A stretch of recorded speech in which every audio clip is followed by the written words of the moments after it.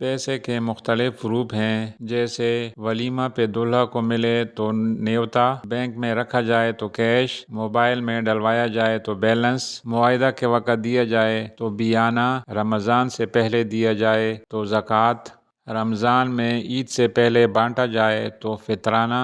عید کے دن دیا جائے تو عیدی، بچوں کو دیا جائے تو جیب خرچ، غریب کو دیا جائے تو صدقہ خیرات، امیر کو دیں تو ہدیہ،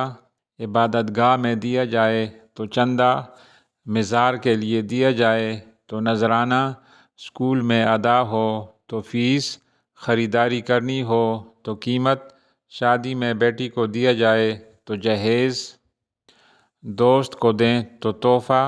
حکومت کو دیں تو ٹیکس، عدالت میں ادا کیا جائے تو جرمانہ،